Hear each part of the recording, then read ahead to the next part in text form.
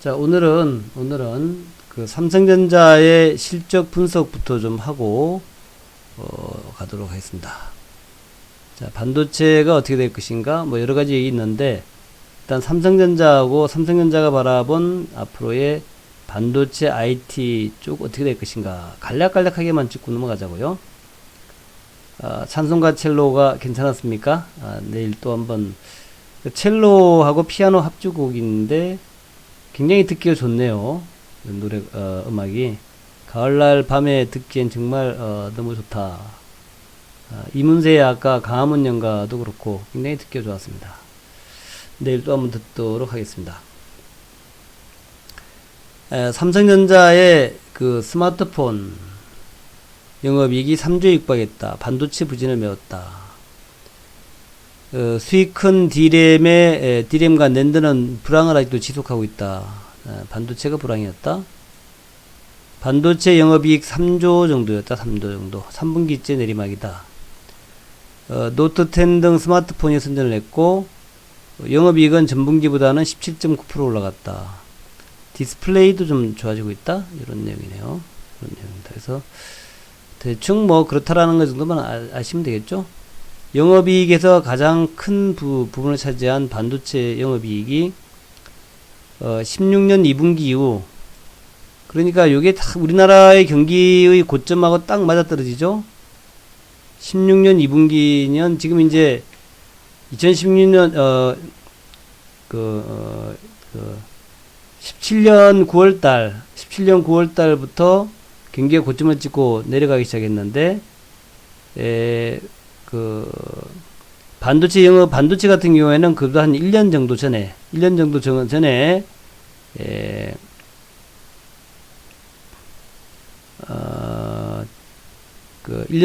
전에 이게 16년 2분기에 저점을 찍고 약 1년 정도 엄청 좋았다, 그죠? 1년 정도 엄청 좋았다가 17년 9월 달에 경기 고점을 찍고 경기가 꺾이기 시작했고, 그런데 반도체는 이제 18년까지 좋았죠. 18년까지. 그래서 작년도에 이제 경기가 좀 안 좋을 거다라고 얘기를 했는데, 그럼에도 불구하고 뭐 계속 그 실적이 좋았던 것은 이제 반도체 호황 때문에 그랬다, 이렇게 볼 수 있을 거고. 어쨌든 16년 2분기 이후 최저로 떨어졌다는 얘기니까 일단 반도체만 본다면은 17년, 18년, 19년 지금 3년 만에 거의 최저치를 찍었다. 3년 만에 2016년 2분기 이때 이제 반도체 바닥이 나왔고, 그리고 지금 이제 2019년 지금 이제 3분기죠. 3분기 또 이제 바닥인지 모르겠지만 일단 뭐 최악이다, 이렇게 이제 보여지는 거죠. 빨간색이 되겠구나. 그래서 반도체의 사이클은 대략 한 3년 정도 봐야 되는 건가? 16년 2분기에 바닥이었다가 17년, 18년, 19년 3분기 바닥이니까 한 3년 정도? 고점도 한 3년 정도 그렇게 보면 되겠죠. 그래서 지금 이제 바닥을 치고 회복이 시작되면은, 그러니까 이제 2018년 이게 전성기였죠. 그러면 이제 2021년에 반도체 전성기가 되려나? 요렇게 하여튼 이제 사이클, 어차피 사이클이니까 그런 사이클도 우리가 염두에 두면서 생각해보자. 그러니까 이제 만약에 지금 삼성전자하고 하이닉스를 사겠다라고 마음을 먹으신 분들은, 삼성전자나 하이닉스를 지금 사겠다라고 마음 먹으신 분들은 적어도 한 3년 정도 보고, 적어도 한 2년 정도는 들고 있어야 된다. 2년 정도. 샀다 팔았다 하지 말고 장기 투자를 한다면은, 지금이 바닥에 생각한다면 19년 지금 겨울이니까 20년, 21년 겨울까지는 그냥 들고 가자. 이런 어떤 마음가짐이 있어야겠다는 거죠. 그런 이제 개념으로 우리 투자를 해야 됩니다. 그런 개념으로 장기 투자하시는 분들은. 그래서 오늘 뭐 내용은 주로 이제 쭉 나온 내용은 이제 우리가 그런 것들을 좀 알기 위해서, 사이클 투자니까. 그래서 그렇게 보시면 될 것 같아요. 그러니까 여기 뭐 실적 쭉 나왔는데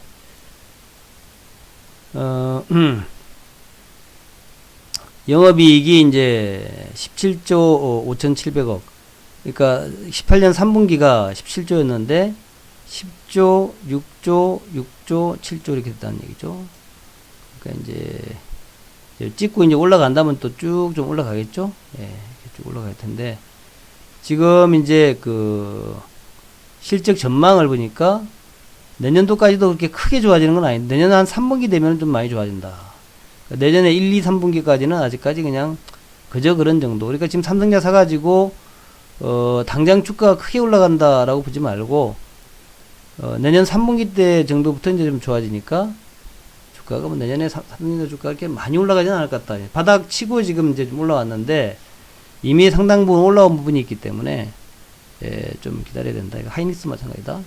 그래서 지금 이제 6, 7조의 그 분위기가 6, 7조 분위기가 내년도 2분기까지는 계속 될 수 있다는 거죠. 바닥 보면 올해 1분기, 2분기, 3분기가 6 내지 7조였다가 내년에도 6 내지 7조 가다가 내년 3분기쯤 돼야 이제 10조로 넘어간다는 얘기죠. 요런 이제 그 흐름이 될 것이다라고 이제 보고 있으니까 여러분들도 요거 참조해가지고 너무 이제 급하게 보지 마시라는 얘기죠. 그러니까 이제 지금 이제 삼성전자나 하이닉스나 IT 종목들을 추격 매수하지 말고 좀 눌림목 그 바닥에 왔을 때 잡아라 이거죠. 바닥에 왔을 때. 저희는 그래서 오늘도 계속 우리 지켜보다가 새로운 데 한 종목 편입을 했는데 IT에서 쫓아가지 않았어요. 쫓아가지 않고 기다렸습니다. 내려올 때까지. 지금은 내려오는 거 기다렸다가 바닥 잡는 거 중요한 것이지 뭐 무슨 돌파가 나온다고 구체어 뭐 쫓아가서 잡고 이렇게 하지 마세요. 어차피 기다리면 또 바닥 오니까. 그렇게 이제 좀 느긋한 마음으로 보라 이거죠. 이게 삼성전자 실적을 보면서 우리가 이제 볼 것은 이게 내년 2분기까지도 그냥 현재 정도 수준 6, 7조 정도의 영업이익으로 갈 수 있다는 겁니다.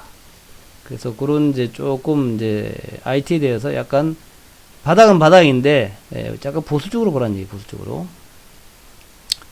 반도체가 지금 3조 정도, 그 다음에 휴대폰이 한 3조 정도, 그 다음에 이제 디스플레이, 가전 이렇게 된다 해서 휴대폰하고 반도체가 이제 지금 비슷비슷하게 나왔다는 거죠. 휴대폰은 뭐 크게 뭐 올라가지는 않고 반도체는 이제 등락이 굉장히 심하죠. 반도체는 삼성전자 1등이고 휴대폰은 이익면에서는 뭐 애플이 뭐 굉장히 높죠. 애플이 그렇게 보시면 되겠다는 거고. 그래서 그 얘기가 있고요. 그 다음에 이제 이것도 이제 비슷한데 반도체가 저점은 저점 같다. 근데 이게 금방 좋아지는 않는다는 얘기죠. 아까 봤던 것처럼 저점은 저점인데 내년도 1분기, 2분기까지도 저점이 있을 수 있다. 크게 이제 그때까지 크게 좋아지는 않는다는 얘기예요. 비슷한 얘기인데 그런 얘기입니다. 그래서 그렇게 좀 보시면 됩니다. 그러니까 지금 이제 삼성전자 반도체의 분기별 영업이익 추이라고 나왔죠. 분기별 영업이익인데 이렇게 돼 있어요. 그래서 작년 3분기에는 13조까지 나왔는데 지금은 3조까지 쪼그라졌다는 얘기죠. 반도체만. 반도체만 보면 그렇다. 그래서 일단 그런 개념으로 너무 서둘지 말아라. 너무 급하게 가지 말아라. 그거를 한번 강조를 드리고. 그리고 지금 보고 싶은 게, 이거 아까 뭐였더라?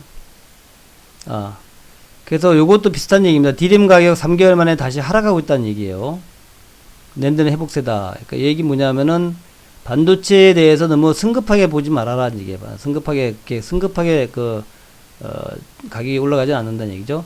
디램 가격이 3개월 만에 다시 하락이다. 낸드는 회복인데 전 세계 메모리 반도체 시장 디램 가격 3개월 만에 하락했다. 반도체 디램 익스체인지는 이제 대만에 있는 건데 PC에 주로 사용되는 DDR4 8GB 디램 제품 가격은 2.81달러로 전월 대비 4.4% 하락했다. 그죠? 하락했다. 디램은 올해 들어 급락을 하다가 8, 9월 달에 보합세를 유지했지만 다시 내림세를 보였다. 급락하다가 8, 9월 달에 좀 해서 올라갈 줄 알았는데 다시 좀 내려왔다는 얘기죠. 다시 내려왔다. 뭐 급락은 아니지만 좀 다시 내림세다. 그러니까 아직은 반도체 가격이 상승세는 아니라는 얘기입니다. 디램 익스체인지는 보고서에서 디램 시장의 공급 과잉은 아직 이어지고 있다. 아직은 공급 과잉이라는 얘기입니다. 계약 가격은 완만한 하향 곡선을 그리는 중이다. 그러니까 이게 이제 급락하다가 멈췄다가 반등을 좀 할 듯하다가 다시 이제 완만한 하락을 가고 있다는 완만한 하락. 그러니까 이제 아직은 반등은 아니다. 너무 급하게 보지 말아라는 얘기죠. 삼성전자하고 하이닉스 등 주요 메모리 반도체 업체는 아직은 쌓여있는 D램 재고를 소진하는 단계에 머물고 있다는 게 업계 분석이다. 삼성전자와 하이닉스가 지금 쌓여있는 그 재고를 갖다가 슬슬 지금 소진하고 있는 중이다. 이게 아직은 많이 있다는 얘기죠. 올해까지는 업체들이 재고를 정상 수준으로 찾아가는 단계고, 가격 반등까지 이어지려면 인텔이 새로운 CPU를 출시하는 내년 상반기까지 가야 될 것 같다. 새로운 CPU를 출시해가지고, 이 새로운 CPU라는 얘기가 뭐냐면은, 이게 이제 PC를 비롯한 이런 것들이 바뀐다는 것을 의미하죠. PC 같은 이런 것이 그런 것이 바뀐다는 것을 의미합니다. 그래서 새로운 CPU가 출시되고, 그에 따라서 이제 새로운 이제 뭐 퍼스널 컴퓨터나 이런 것들이 새로 만들어질 때, 그때 이제 D램이 좀 빠르게 소진될 것이다. 그런 얘기 같아요.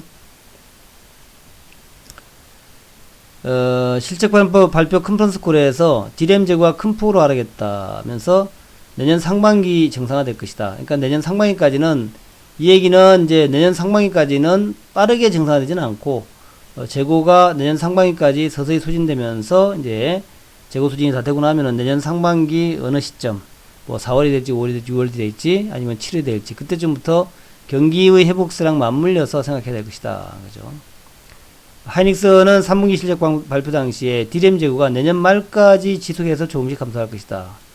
그러니까 삼성전자보다 하이닉스가 조금 더 실적이 안 좋은 게 재고가 좀 많이 쌓여있다, 이런 얘기가 되겠죠.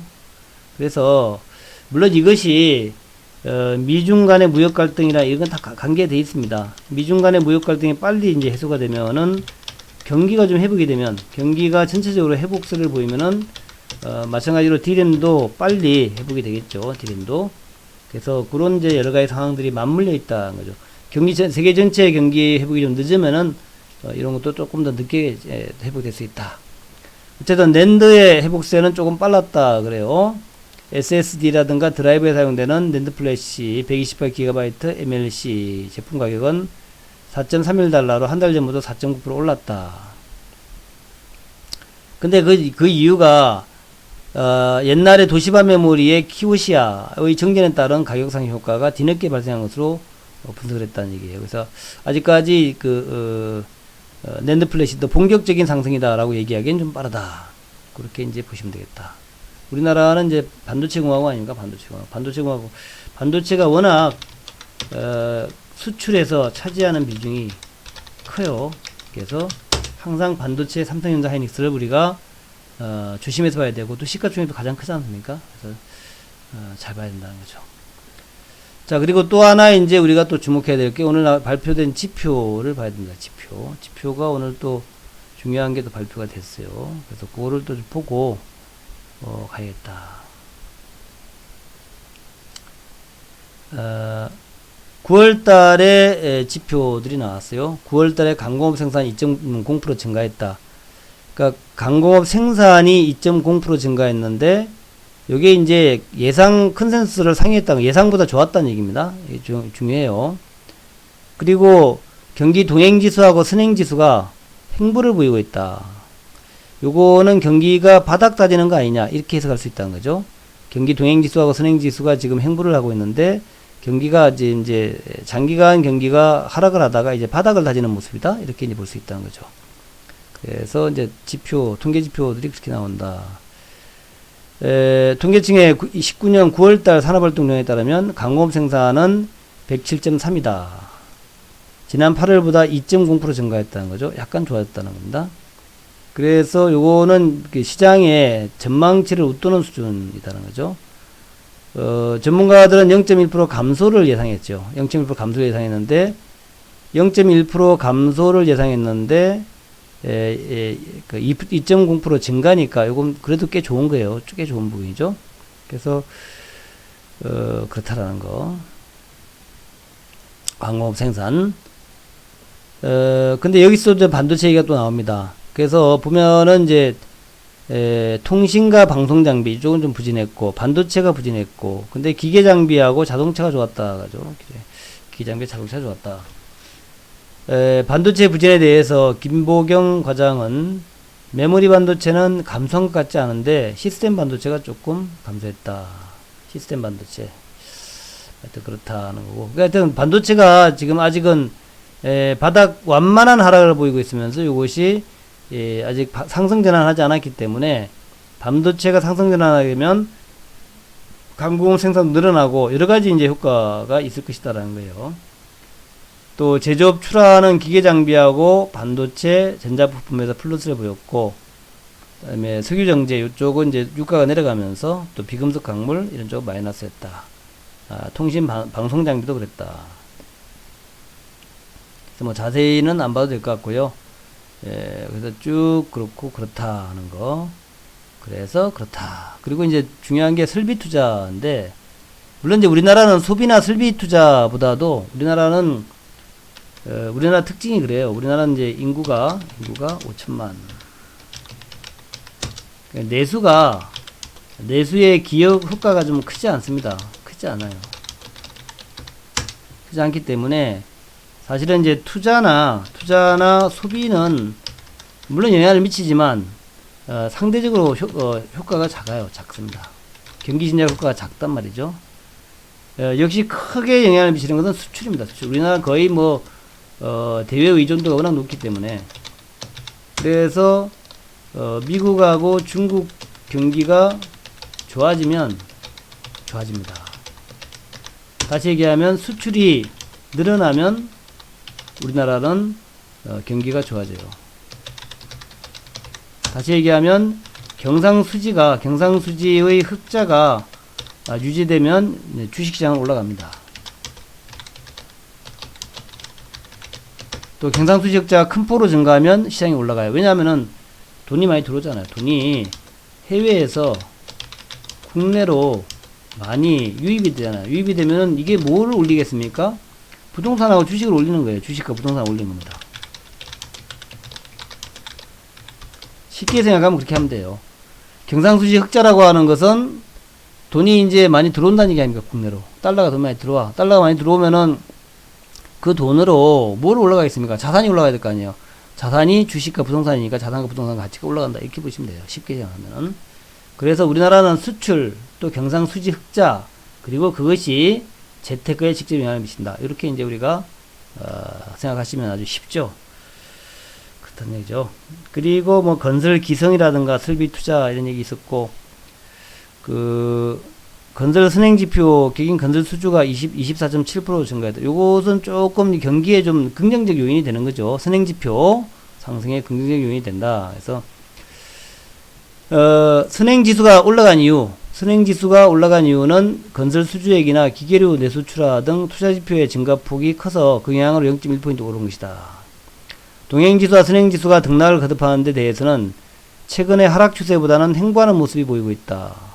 바닥을 다지는 것인지에 대한 판단은 그렇게 해석할 수도 있다. 그러니까 이제 통계청의 김보영 과장 조심스럽게 얘기하지만 어쨌든 내려가던 동행과 선행지수가 지금 이제 바닥 횡보하고 있다는 얘기는 여기서 이제 터닝을 할 수 있다는 그런 얘기가 되겠고, 경기 동행지수, 선행지수가 지금 바닥을 다지고 있는 상황인데, 이 상황에서 미중의 그 무역 합의는 잘하면 이게 이제 경기에 기름을 붓는 격이 될 수 있다.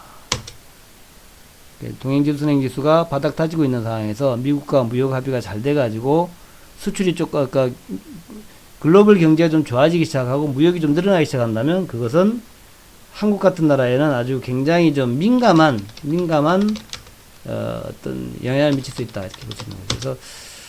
그래서 좋은 쪽으로 해석한다면 이런 이제 지표 상황에서 미중이 잘 해가지고 좀 풀려나가면은 뭐 이제 3분기 정도 바닥 찍고 4분기부터 슬슬 좋아져서 내년 상반기에는 상당히 좀 좋아질 수 있고, 또 내년 상반기에 그에 따라서 반도체나 이런 우리나라에 가장 영향을 많이 주는 반도체의 경기도 좋아질 수 있다. 이렇게 보면서 경기 흐름이 어쨌든 지금은 바닥 수준에 있다. 바닥 수준. 그래서 그 얘기는 또 뭐냐면은 다시 얘기한다면 경기가 바닥에 있다라는 얘기는 다시 얘기하면 주식시장도 바닥에 있다라고 볼 수 있겠고, 아까 말씀드렸다시피 이제 경상수지가 이제 어떻게 바뀌는가를 잘 보시고, 무역수지, 경상수지니까 경상수지 무역수지가 어떻게 바뀌는 걸 잘 봐가지고 경상수지 흑자폭 자체가 증가를 하기 시작하면 그 돈으로 주식과 부동산이 올라가기 시작할 것이다. 이런 개념으로 이제 해석을 합니다. 근데 이제 부동산이 좀 많이 버블이 심하다면 주식이 올라갈 것이고, 주식이 버블이 심하면 부동산이 올라가는데, 지금 뭐 부동산보다는 주식이 조금 버블이 많이 꺼져 있죠. 가라앉아 있는 거죠. 2000포인트에서. 그렇다면 내년도에는 주식시장이 좀 나아지지 않겠냐, 부동산보다. 네, 그런 생각을 해보는데, 또 가봐야 알죠. 뭐 가봐야 알죠. 다른 뭐 여러 요인도 있으니까. 예, 그렇게 보시고,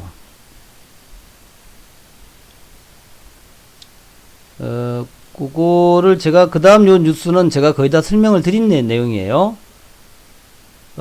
공식 정점 이후에 2년이 지났다. 요 얘기인데, 제가 얘기했던 거가 뭐 거의, 그러니까 2017년 9월 달이 이제 고점이었다. 경기 고점이었고, 지금 24개월 지났다는 얘기죠. 24개월. 24개월 동안 계속 경기가 하락을 해가지고, 그래서 지금은 24개월 동안 좀, 그 경기가 그 하강을 그랬기 때문에, 여기에서 이제 상승 전환한다 하더라도 이상하지 않는다. 이상하지 않다. 그죠? 정부의 투자 부진 폭이 완화되면서 지표가 저점을 찾아가는 모습이다. 그래서 제가 쭉 얘기한 건 다 그겁니다. 내수는 작고 우리나라는 소비 투자보다는 수출을 봐야 경기 흐름이 보인다. 그 얘기예요. 이 얘기가 쭉 지금 다 제가 설명드린 그런 뭡니까? 우리나라는 소비 투자 이런 것보다도 그냥 수출이 중요해요. 수출이. 우리나라는 수출 국가입니다. 수입 수출하는 나라가 그쪽에 의존도가 굉장히 크고, 또 구조 자체가 대기업 중심으로 되어 있기 때문에 우리나라 경기 자체가, 그래서 반도체나 자동차나 또 휴대폰이라든가 뭐 가전이라든가 뭐 또 석유라든가 석유화학 제품, 철강 제품, 또 조선 제품 이런 것들이 이제 경기를 좌우한다는 얘기죠. 예, 그렇게 이제 이해하시면 되겠죠. 예. 그래서 다시 한번 제가 밑에 쭉 읽어보면 시간이 많이 들어가니까 다시 한번 요약을 한다면 그거예요. 요약한다면 17년 9월 달에 정점을 찍고 24개월째 경기가 지금 하락을 했다. 근데 그게 거의 이제 바닥스러워 보인다. 바닥스러워 보인다. 시간이 충분히 지나서 이제는 바닥을 찍고 상승으로 전환된다 하더라도 이상하지 않는다. 뭐 당연해 보인다. 이런 당연한 상황에서 미중 간의 무역 분쟁 해결의 기미가 보인다면 당연히 경기는 올라가지 않겠냐. 이렇게 보는 거죠. 또 정부에서도 이제 투자 부진을 좀 완화시키는, 정부에서도 이제 과감하게 좀 돈을 풀고 있으니까 그것이 경기 지표를 돌리는데 또 일정 부분 역할도 할 것이다. 물론 그게 중요하지 않아요. 정부의 투자보다는 사실은 우리나라 수출 그 무역 개선되는 게 더 중요해요. 그게 훨씬 더 영향을 많이 미치는데, 그렇지만 정부의 투자 같은 것들도 영향을 주긴 줄 것이다 이런 얘기죠. 그래서 소비 투자보다는 수출을 봐야 된다. 이렇게 보시면 되겠죠. 자, 이해 잘 되시죠? 이해 잘 되시면 1번 눌러주세요. 제가 잘 설명을 한 것 같은데, 쉽게 설명한 것 같은데, 그죠? 이게 딱 감이 오죠, 그죠? 그래서 그냥 우리는 이제 반도체를 비롯한 수출이 좀 되느냐 하는 것만 잘 보면 되고, 특히 미중 간의 이 무역 분쟁 해소가 우리나라한테는 굉장히 중요하다는 겁니다. 굉장히 중요하다. 우리나라뿐만 아니라 대한민국, 싱가폴, 홍콩, 대만, 뭐 인도네시아 이런 데 다 중요합니다. 이렇게. 그러니까 특히 이제 그 아시아 4대룡이라고 하는 한국, 대만, 싱가폴, 홍콩 이런 데는 굉장히 중요하다. 이게 굉장히 중요한 거예요, 이게. 미중 간의 무역 분쟁에 직접적인 타격을 많이 받는 나라, 이런 나라들이다. 그렇게 이제 보시면 되겠다는 거고요. 자, 그렇게 보시고, 그리고 이제 이 미중 간의 분쟁에서 또 하나의 변수가, 지금 이제 칠레에서 이제 에이펙 회담이 열리잖아요. 11월 달에. 그래서 에이펙 회담에서, 여기에서 이제, 미중 간의 합의의 서명을 하겠다 그랬는데, 이게 이제 칠레가 지금 이제 보시다시피 이런 상태입니다. 지금 뭐 난리가 났어요. 칠레라고 그러면 우리가 이제, 그, 체감으로 느끼기에는, 제가 이제 와인을 제가 한 번씩 마시거든요, 와인. 그래서 이제 마트에 갑니다, 마트에 가면은 와인이 뭐 제가 잘 모르죠. 어느 와인이 좋은지 모르겠는데, 이렇게 쭉 보면 칠레산 와인이 많이 있어요. 칠레산 와인이 좀 쌉니다. 그래서 칠레에서 와인을 만드는구나. 그 먼 나라, 그 칠레에서 우리나라까지 올라오면 참 한참 와야 되는데, 배 타고 강 건너, 산 건너, 물 건너 정말 한 얼마나 오래 가야 될지 모르겠어요. 하여튼 칠레에서 와인이 오는구나. 예, 칠레에서 와인이 오는, 그건 이제 그렇게 안 알고 있는데, 알다시피 칠레는 굉장히 길쭉한 나라죠. 태평양 연안에 아주 길쭉한 나라 아닙니까, 칠레가? 근데 그 나라가 지금 남미 부국이에요, 남미 부국. 칠레. 예, 국민소득이 지금 뭐 16,000달러 정도 된다 그래요. 16,000달러. 근데 구매력으로 따지면 한 2만 달러 정도 돼. 2만 달러. 소득이 우리나라가 32,000달러니까 꽤 괜찮게 사는 나라죠. 남미에서 2만 달러의 구매력을 가진 나라가 뭐 없어요. 그리고 이 칠레가 이제 OECD에 가입됐던 나라래요. OECD. 근데 웃기는 게 무슨 GDP가 2만 달러에 달한다. 이런 나라에서 무슨 지하철 요금, 그죠? 지하철 요금 인상 가지고 이거 가지고 저렇게 시위를 하고 막 뭐 많이 죽었대요, 사람들이. 아주 격렬 시위를 했다. 아니 좀 이해가 안 가잖아요. 전 지하철 요금 50원 인상을 가지고 우리나라 따지면 50원이라는데 그거 가지고 격렬 시위를 했다. 이건 이해가 안 가잖아요. 그래서 제가 좀 아니 왜 그랬을까? 한번 관심이 가서 좀 봤더니만 남미의 오아시스라 그러고 또 칠레를 여행도 좀 많이 가잖아요. 그래도 남미에서 가장 그래도 좀 깨끗하고 안정돼 있고 경제 사회적으로 안정돼 있고 뭐 비교적 치안도 좋다 이런 나라라고 봤는데 아니 저렇게 갑자기 데모를 하니까 되게 웃겼잖아요. 근데 이 말도 웃겨요. 교통비가 월 소득의 20%다? 이게 뭔 말이야 이게. 교통비가 그래서 봤어요. 근데 지하철 요금 봤더니 지하철 요금이 우리나라랑 거의 비슷하더라고요. 지하철 요금이. 지금 이제 데모하는 모습 사진 있는데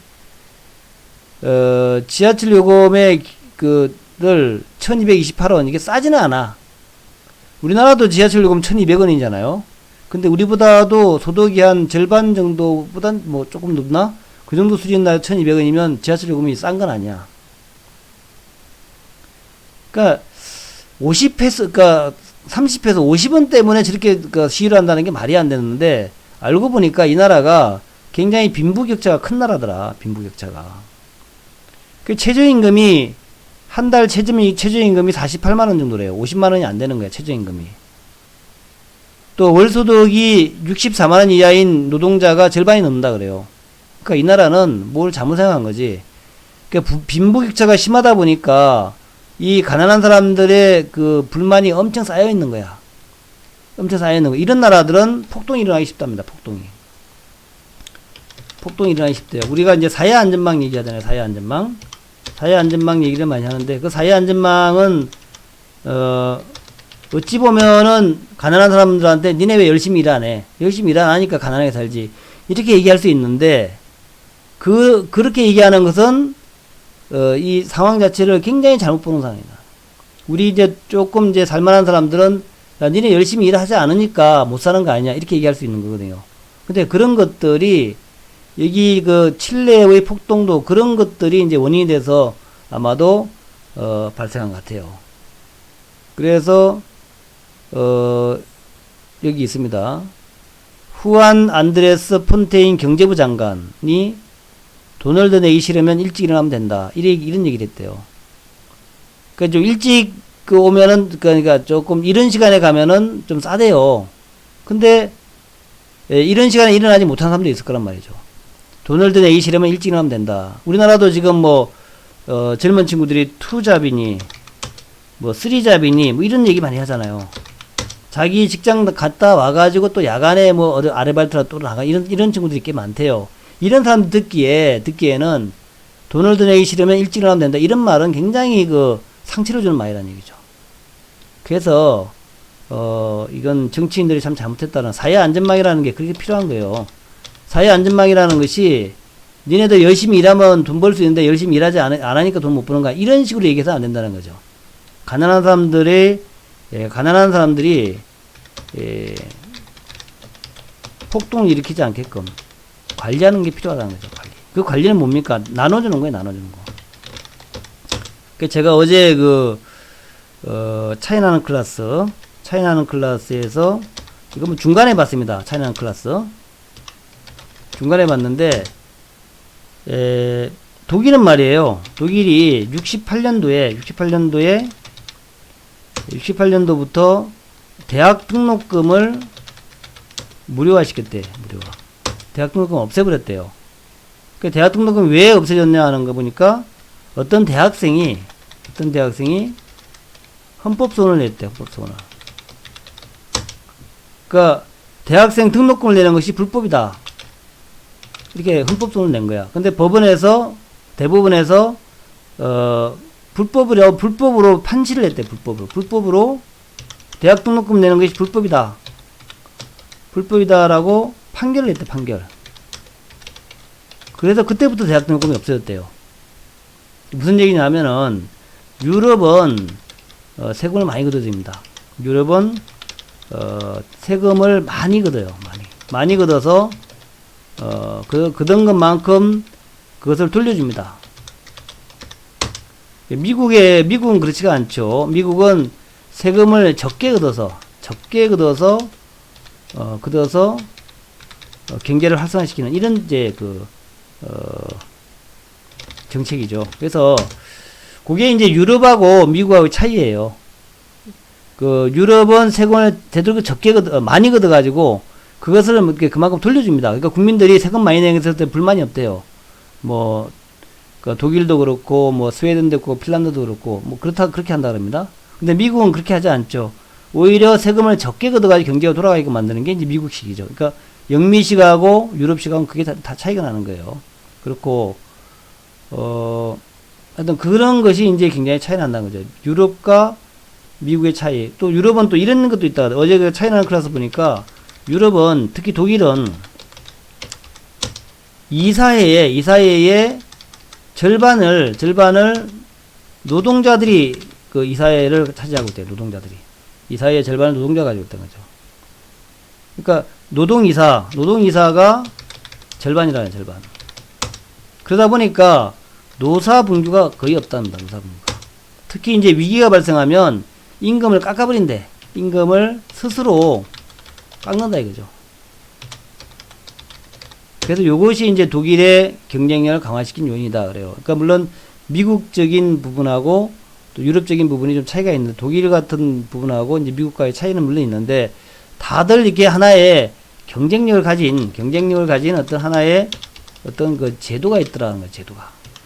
우리나라는 지금 이제 어떤 제도가 맞을지 모르겠는데 이런 제도가 맞을 수도 있고 저런 제도가 맞을 수 있고 정치적으로 보면 그렇죠. 그래서 어떤 제도가 맞을지 모르지만 우리나라도 좀 정착화가 되는 과정에 있지 않냐 이렇게 생각합니다.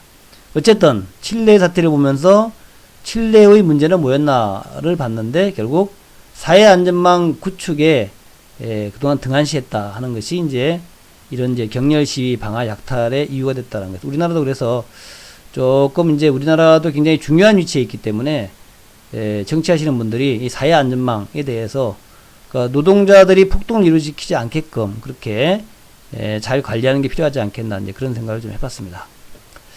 자, 하여튼 통행 금지가 내려진 것이 칠레가 민주화된 지 29년 만이다 그래요. 그래서 하여튼 이런 것들이 우리나라한테도 중요하다. 요즘 젊은 친구들이 워낙 힘들게 살고 있다 그러니까 젊은 친구들한테 무작정 열심히 일하라 그러지 말고 사회 안전망을 만들어주는 것도 꽤 중요하다 하는 그런 생각을 해봤습니다. 자, 그런 생각을 해봤고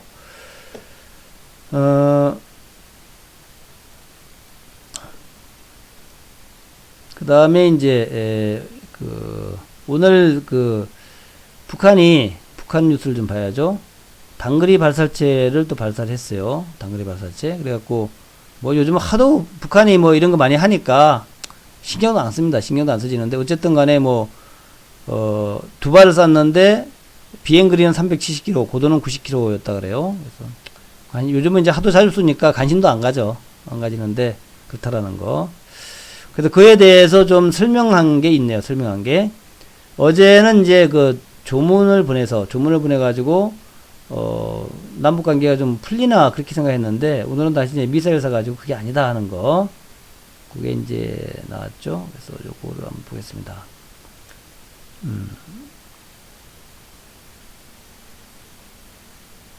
어디 갔지? 그거가 조금 이거 보자고요.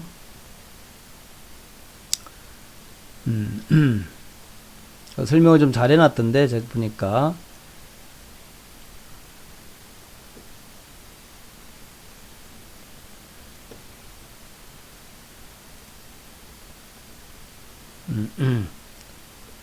자 보시면은 이렇게 돼 있네요. 이 말이 잘 표현이 된 것 같아요. 김정은 친서주의에 들던 남북관계 기대감 북한의 발사체로 사라졌다. 그러니까 북한이 일부러 그 미사를 쐈다는 것 같죠. 그러니까 친서는 보내긴 보냈는데 그 주의를 표시하기 위해서 문 대통령한테 친서를 보내긴 보냈는데 아직도 우리는 열받아 있어. 오해하지 마라. 우리 열받아 있는다. 그래서 일부러 쏜 거 아니냐는 거죠. 우리 여전히 열받아 있어. 진짜 열받아 있다니까. 지금 이제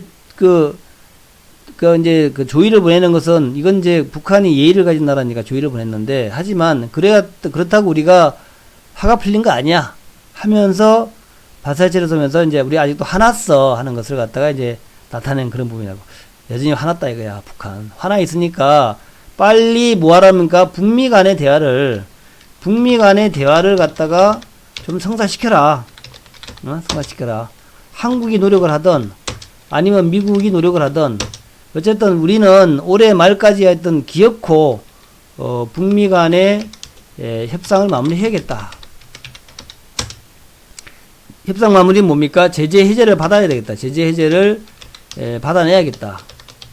빨리 좀 서둘러라 이 얘기예요. 그래서 그동안에 뭐 다 아시다시피 김계관이가 이제 뭐라고 한마디 했고 또 김영칠 얘기가 있고 또 어제는 최룡화가 얘기했고 그리고 이제 그 조문을 조의를 표시하는 저걸 했는데 그러나 그럼에도 불구하고 다시 미사를 쏘면서 우리 아직까지 되게 열받아 있다. 우리 무지하게 열받아 있어. 니네 그 긴장 풀면 안 된다. 이렇게 얘기한 거죠. 절대로 긴장 풀지 마라. 우리 지금 굉장히 열받아 있어. 요런 얘기를 다시 미사일을 쏘면서 얘기한 거다. 이렇게 이제 보시면 돼요. 그래서 이제 그런 개념으로 이제 우리가 해석을 하면 되겠다. 그래서 어제 조문, 조의가 조문이 있었고, 조의라 그래야 되겠죠? 친서조의가 있었는데, 오늘 바로 거기다가 대고, 북한 발사체를 발사한 그것은 우리 아직도 열받아 있다 하는 거하고, 우리 급하다 마음이 급하다 하는 것을 단적으로, 내보였던 그런 부분이다 하는 거, 그렇게 이제 보시면 됩니다. 그래서 오늘 이제 우리가 좀 참조해야 될 얘기 중에 하나가 문재인 교수의 얘기예요. 문재인 교수의 얘기가 현재 상황을 가장 좀 잘 나타낸 거 아니냐 하는 거예요. 요거 한번 좀 보고 가겠습니다. 문재인 교수가 이제 특사 아닙니까? 특보 아닙니까? 특보인데 포럼에서 얘기한 건데 포럼에서 내용이 명확하게 내용을 잘 표현했어요. 문정인 통일안보 특보 오늘입니다. 그렇죠. 하노이에서 그냥 대충 했으면 돼가지고 그걸 지금 이게 뭡니까 지금 그죠? 네. 북한은 완전한 비핵화를 하고 미국도 그에 맞춰 제재를 완전히 풀어주는 일괄 타결이 필요하다. 그렇죠. 이게 가장 이게 제 원안이에요. 북한은 완전히 비핵화해라.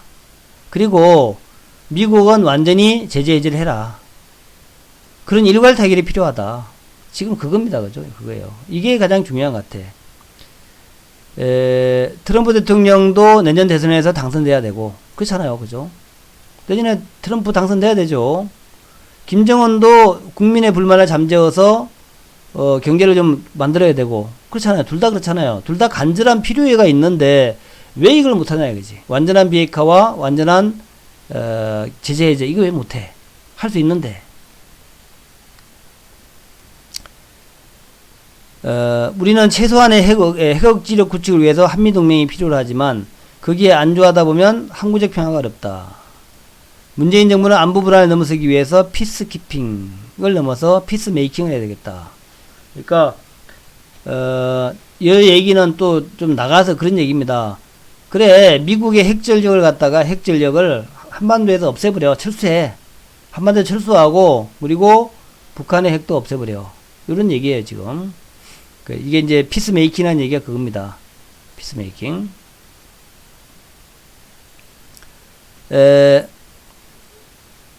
우리의 패트리어트 미사일이나 F-35 전투기에 비해서도 북한은 위협으로 간주한다. 북한을 역지사지하는 시각에서 보면 흡수동이라고 하는 건 아니. 그러니까 북한의 입장, 역지사지라는 게 뭔가 북한 입장에 생각하는 거죠. 역지사지. 북한 입장에서 보면 F-35 전투기 도입, 패트리엇 미사일 도입, 이런 것이 흡수동이라는 거 아니냐. 이렇게 볼 수도 있다는 겁니다. 북한 입장에서 보면은.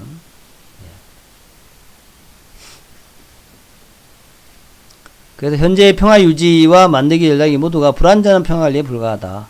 전쟁의 구조적 원인을 제거하는 영구적 평화 방안이 남북 통일밖에 없다. 남북 통일이 되면 평화 되겠죠. 근데 쉽냐고요, 그죠?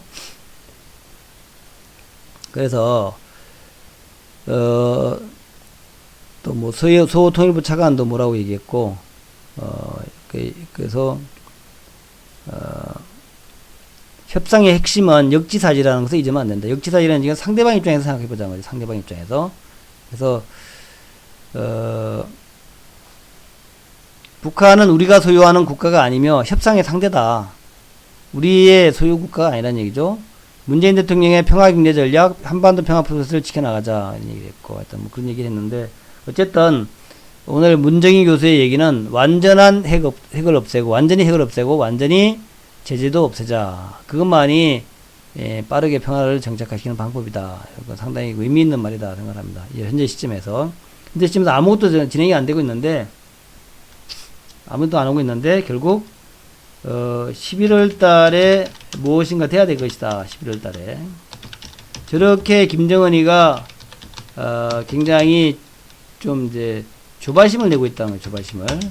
조바심을 내고 있는데, 김정은이도 어째 북한 인민들한테 뭔가 보여줘야 될 것이 아니냐. 그리고 트럼프도 당선돼야 될 거 아니냐. 예, 그쵸. 그러니까 이제 그때 하노이 회담 때 서로가 좀 그죠? 미스가 난 거예요, 그죠? 그래서 한번 미스가 났으니까 이번에는 벌써 이제 1년이 다 돼가니까 이번에는 반드시 뭔가를 해야 되겠다. 작년 이제 하노이 회담 2월 말 아닙니까? 이제 작년 하노이 회담을 생각하면 지금부터 이제 준비해가지고 막 열심히 하면은 뭐 빠르면 뭐 12월 달에 될 수 있는 거고, 완료가 늦어도 1, 2월 달에는 될 수 있는 거니까 지금부터 정말 열심히 해야 될 것 같다 생각이 듭니다.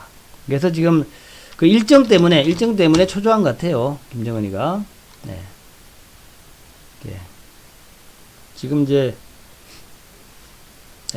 그 일정 때문에 굉장히 좀 초조해하는 것 같다는 생각이 듭니다. 그래서 그 얘기는 뭐 다르게 얘기하면은, 북한이 초조하다는 얘기는 다르게 얘기하면은 타결이 갑자기 될 수도 있다. 또 트럼프가 너무 조용하다. 그죠? 트럼프는 왜 조용하지? 트럼프는 조용하고 김정은이가 지금 날뛰고 있단 말이야. 김정은이 날뛰고 있다.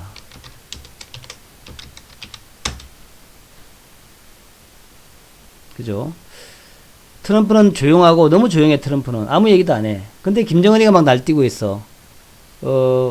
김계관이 시켜서 뭐라 그러고, 김영철 시켜서 뭐라 그러고, 또 최룡해까지 나서고 있고, 그 다음에 또 오늘 뭐 미사일도 날려보고, 또 금강산 가가지고 또 뭐 이제 난리부스 한번 치고, 그쵸? 이렇게 지금 되고 있다는 얘기죠. 그래서 현재 모양을 보니까 김정은은 쫓기는 신세.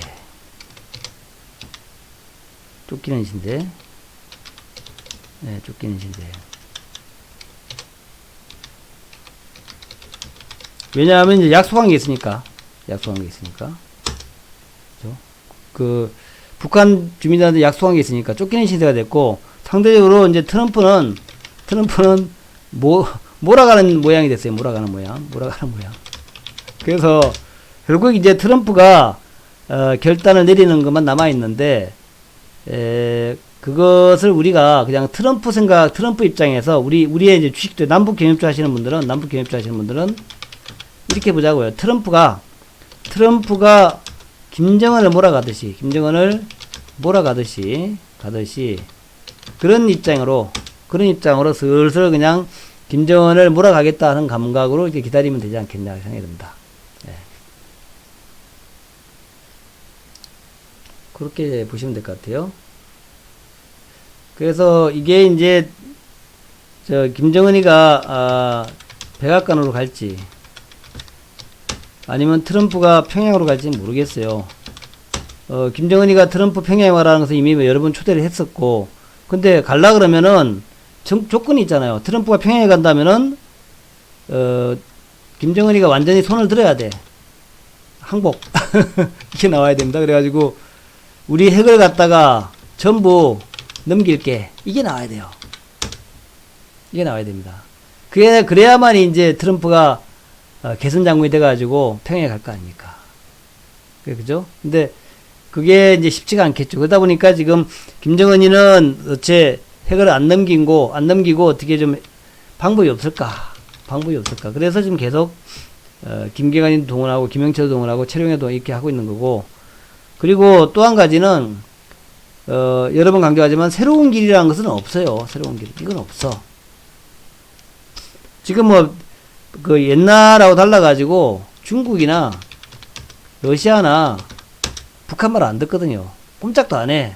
더군다나 아시다시피 김정은이가 집권한 다음에 한 5년 동안 중국하고 굉장히 사이가 안 좋았어요. 5년 동안 중국과의 사이가 안 좋았죠.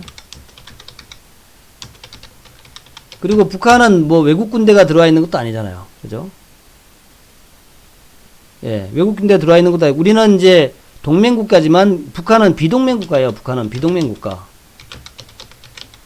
이번에도 그 아제르바이잔 갔다 왔지만 북한은 비동맹국가란 말이에요. 우리는 동맹국가지만. 그래서 지금까지 비동맹국가라고 하면서 자기네 저걸 다 지켜왔던 게 북한이었는데, 지금 굉장히 좀 코너에 몰려있다, 한마디로 얘기하면. 코너에 몰려있다 이렇게 보시면 됩니다. 코너에 몰려있다. 김정은이가 코너에 몰려있는데 양당 간의 결단을 내려야 된다. 이 결단을 내려야 된다. 그러니까 초조하니까 자꾸 미사일 쏘는 거예요. 코너에 몰려있다. 그 얘기는 결과적으로 어쩌면은 우리가 기대한 것보다도 큰 어떤 딜이 성사될 수도 있다. 예, 그걸 한번 기대해 보자고요. 큰 딜이 성사될 수 있다. 그런 기대감을 가지고 그렇게 보시면서 이제 여러분 중에 이제 대북주를 좀 가지고 있는 분들이 대부분일 텐데, 그 중에 안 가시는 분도 있단 말이죠. 그런 분들은 뭔가 좀 딜이 성사될 듯한 기분이 들면은 이제는 한번 배팅해 보시라. 예. 그죠? 그렇게 일단 기대해 보십시오. 그러니까 이제 이게 사실 정치라는 게 쉬운 게 아니에요. 정치라는 것은 참 어렵다. 이렇게 보셔야 돼요. 어렵다라고 봐야 되는데, 왜 그러냐면은 이게 서로의 이제 거래잖아요. 거래. 정치 거래고 딜이잖아요. 우리나라의 그 야당과 여당도 최근에 뭐 무슨 뭐 패스트트랙님 이런 거 가지고 무지하게 싸우잖아요. 국내에서도 여야가 저렇게 싸우는데 북한하고 미국하고 쉽겠냐고. 이게 안 쉬워. 굉장히 어려워요. 네. 그쵸. 미국이 최첨단 정찰기 2대밖에 없는 정찰기를 지금 이제 일본에 데려왔잖아요. 일본 데려왔는데, 그러니까 이제 북한이 또 쏘는 거야. 그죠? 그래서 하여튼 이 딜이라고 하는 게 굉장히 어려운 분야다. 어려운 분야. 정치 딜이라고 하는. 그래서 정치가들은, 참 이게, 참, 장수하기 어려운 직업 같아, 정치가들. 굉장히 머리 아프고, 또 정치가들은 원래 이제 출세는 아니죠. 출세고자 하는 사람들은 정치하면 안 돼. 정치가들은 이제 자기 어떤 사회에 대한 봉사? 이런 것이 투출한 사람들이 정치해야 돼요. 똑똑한 사람보다 이제 사회에 대한 어떤, 철저한 어떤 봉사의 개념, 봉사라기보다 사회의 어떤 변혁을 만들고 사회의 개혁을 하고 하는 그런 생각이 있는 사람, 그런 사람이 정치해야 돼요. 그래야지 뭐 정치를 하지. 그렇지 않으면 출세하려면 뭐 국회의원 하는 게 출세하는 건 아닌 것 같아요. 네, 그렇게 일단 보시면서 어쨌든 제가 볼 때에 아직까지도 지금 뭐 북미 간에는 아주 팽팽한 줄다리기를 하고 있고, 또 지금 이제 트럼프는 아주 느긋하게 좀 게임을 즐기는 듯한 그런 이제 모습이고, 김정은이는 초조하게 이제 얼마 안 남았으니까, 이제 11월 12월이니까 본인이 약속한 게 있으니까 아주 초조하게 좀 쫓기는 듯한 그런 모습이다. 그래서 상황이 어떻게 될지 모르겠지만, 하여튼 뭐 잘 지켜보자. 그리고 어제 차이나는 클래스를 한번 봐보세요. 이거 한번 봐보세요. 이게 상당히 좀 어제 방영한 거. 요거 굉장히 좀 인상적이더라고요. 어떤 이제 저희가 몰랐던 부분들이죠. 아까 이제 독일의 어떤 사회 취재 같은 것은 저도 다 보진 못했는데, 독일의 어떤 사회 취재 같은 것은 대한민국이 앞으로 나아갈 방향과 관련해가지고 굉장히 의미심장한 그런 부분이더라고요. 그래서 하여튼 보시기 바란다 말씀드리고, 그러니까 대북주는 그냥 기다려봐야죠, 그죠? 기다려봐야죠. 예. 대북주는 좀 기다려봐야 되겠다. 대북주는 북한과 미국이 합의할 때까지 뭐 존버죠, 뭐 존버. 예, 존버 기다리자 이렇게 보시면 될 것 같고, 그래서 이제 오늘 요약을 하면요. 요약을 하면 첫 번째는 IT가 괜찮은데 요거는 이제 종목 선정에서 우리가 이제 IT 쪽은 우리 방은 철저한 저점에서입니다. 절대 쫓아가지 않는다. 그리고 두 번째, 바이오는 단기 매매. 바이오는 단기 매매. 세 번째, 남북주는 기다리는 전략. 좋은 재료 나올 때까지 기다리는 전략. 그렇게 보시면 됩니다. 그 세 가지 정도로 보시면 될 것 같아요. IT는 이게 이제 타이밍 자체가 금방 회복되지 않으니까, 언제 회복될지 모르니까 철저하게 저점에서 하자. 바이오는 이미 이제 우리 HLB 보다시피 이제 대시선해가지고 단기적으로 막 등락이 심하니까 단기 매매하자. 그리고 세 번째 남북주는 기다리는 전략으로 가자. 그렇게 보시면 될 것 같습니다. 자, 이렇게 해가지고 마무리할게요. 내일 7시에 또 아침에 밤새 있었던 일을 해가지고, 멍님, 네.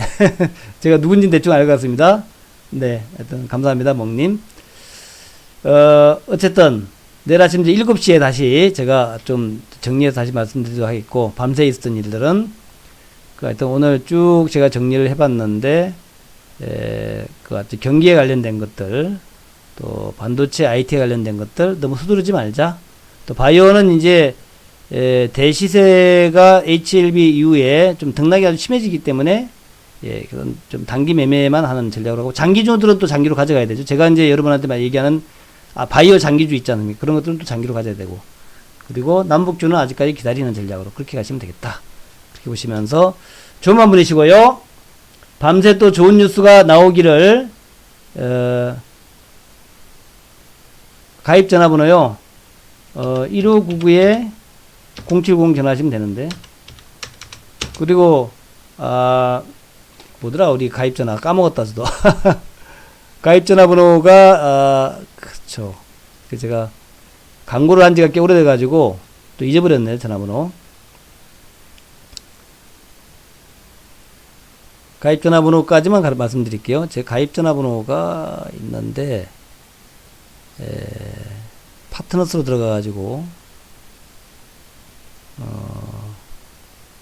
가입하기에 가면은, ARS 번호가 있죠. ARS 번호가, 이거네요. 02에,